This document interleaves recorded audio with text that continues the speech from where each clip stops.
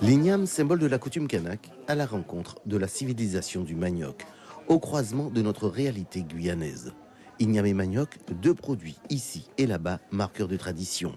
Mais si en Nouvelle-Calédonie, la tendance ces temps-ci serait à la sauvegarde des principes de la civilisation kanak, force est de constater qu'en Guyane, valeurs et principes fondamentaux seraient plutôt en perte de vitesse. Preuve, la tombée dans un quasi-oubli de pans entiers de savoirs ancestraux. Quand j'arrive ici, je vois des arbres, quand on traverse la forêt, j'ai aperçu des médicaments qu'on a du mal à trouver en Nouvelle-Calédonie. Ici, alors qu'ici, quand tu roules sur la route, des plantes médicinales. Hein.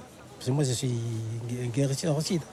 Mais ça m'a touché parce que quand j'ai demandé au chauffeur, est-ce qu'il y a encore des guérisseurs aussi, il a rigolé. C'est comme si jamais il disait comme ça que quelque part, il n'y a presque plus. Quoi, hein.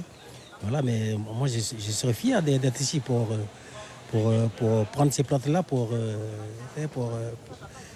les utiliser. Si Kanak et Amérindiens de Guyane appartiennent à leurs terres respectives depuis au moins 4000 ans, l'histoire coloniale a largement contribué à faire évoluer leur rapport au sol ainsi qu'à ses ressources.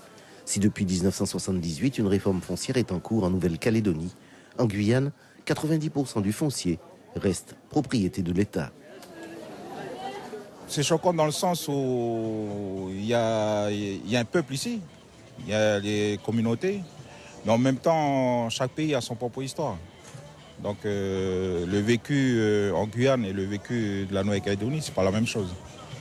Et je pense qu'il y a un travail à faire au niveau d'une reconnaissance des différentes cultures de ce pays.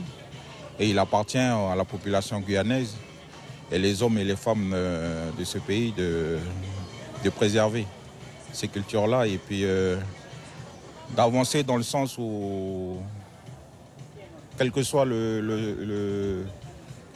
l'appartenance du foncier dans ce pays, l'important c'est que les gens se sentent bien chez eux.